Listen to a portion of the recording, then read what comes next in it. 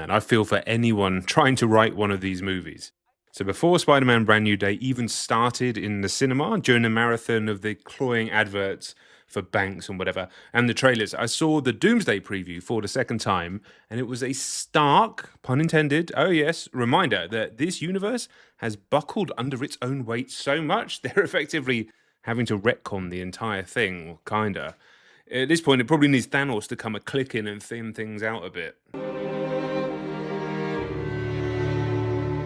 All this to say that writing the fourth Tom Holland Spider-Man movie, which is kind of the seventh or eighth Tom Holland Spider-Man movie, it must be as much of a headache as our hero suffers in this very film. Not only do you have to tell a charming, heartwarming, and thrilling coming-of-age story through the lens of the friendly neighborhood Spidey, but you've also got to do it in a way that adheres to hundreds of hours of films, of TV shows, of historical rewrite things, and not to mention the comics themselves. And you got to make sure you're in line with anything else they might be dreaming up in the future. Like, is the multiverse still a thing? Just imagine the hours of Disney Plus they'd have racked up just cross-referencing everything. I'd have given up before the first scene. You're losing it, kid. And for those spiders who make it through, it amounts to a kind of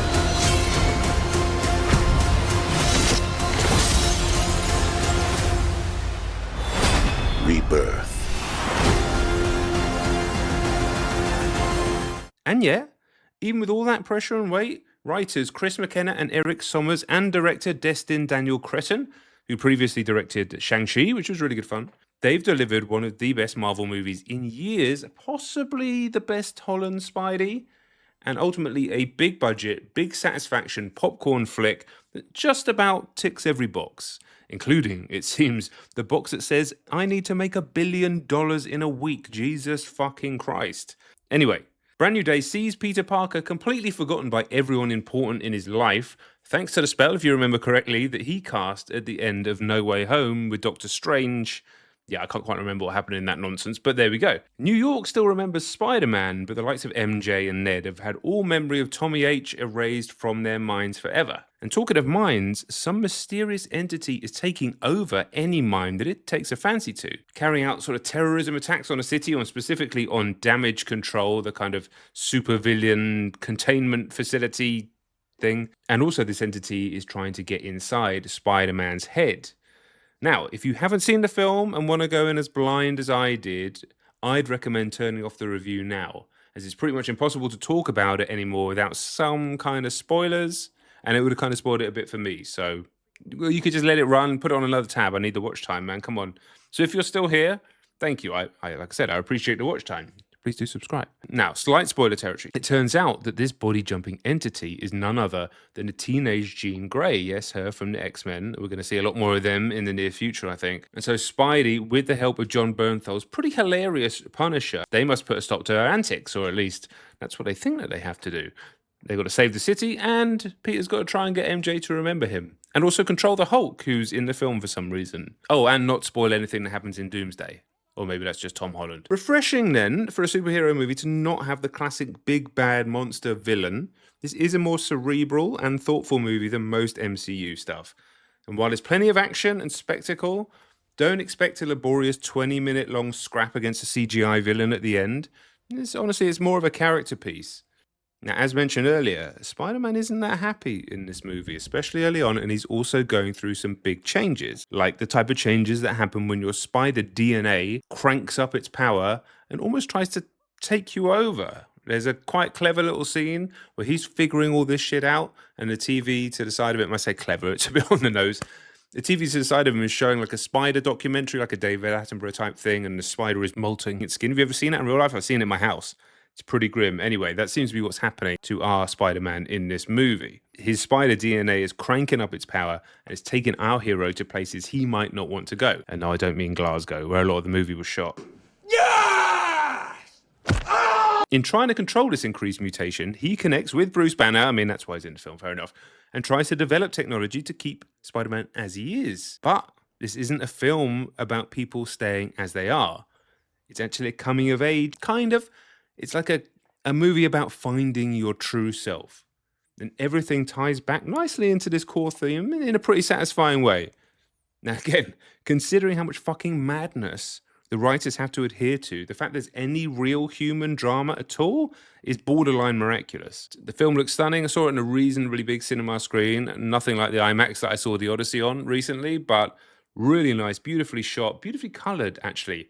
Spider-Man suit in this kind of low-key almost reminds me of the costume that I had when I was 3 years old, although the mask on that, I can still remember the smell of the mask of that thing. I'm sure Tom Holland smells better. And it's kind of lower-key in that way than some superhero movies. Good steady direction for the quite lengthy dramatic sections. And the set pieces themselves, they kind of light the screen up, but there's not that many of them. And I would say they're actually pretty video game inspired. I mean, at one point, Spidey has to take out a room full of enemies, and they're all holding like electric stick things.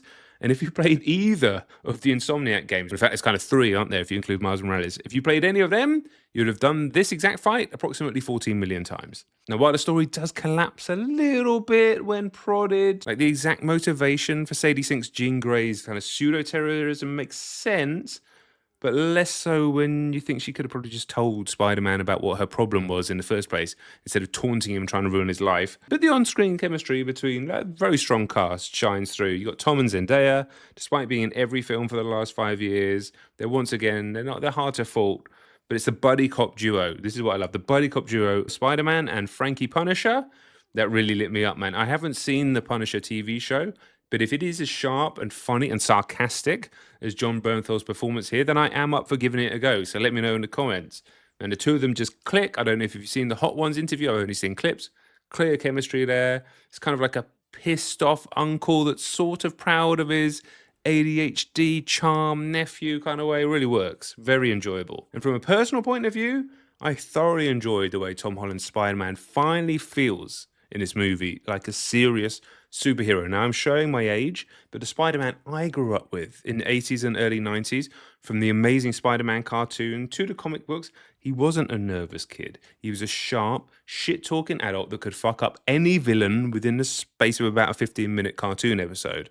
And it's about time we got that on screen, even if it's relatively short-lived in this movie.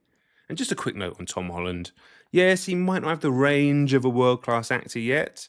I mean, his performance in The Odyssey is kind of just Peter Parker in ancient Greece. But when he wants to crank up the emotions in a split second, there's few better. He does it again a couple of times here, and I definitely felt something, although maybe it was just all the stale popcorn I ate. Anyway, nearly 2.5 hours, brand new day, is a little too long. Although I have to say, I managed the whole thing without going for a piss. I'm not yet middle-aged. I am. It's still very predictable. I mean, another Spider-Man movie with the kind of charming older guy he trusts at the beginning ends up being a bad guy after all? Surely not. And the ending doesn't quite land the plane, and I'm presuming because if it actually did and wrapped everything up, we wouldn't be able to have another 15 years of MCU stuff. But for a superhero movie in 2026, couldn't ask for much more. And here's what I'm going to ask from you. If you're enjoying the film content that I'm doing, just let me know with a like, a comment, a subscribe, the usual YouTube stuff. Give me a recommendation for what I should see next, what I should react to on the reaction channel. And guys, I'll see you all very soon.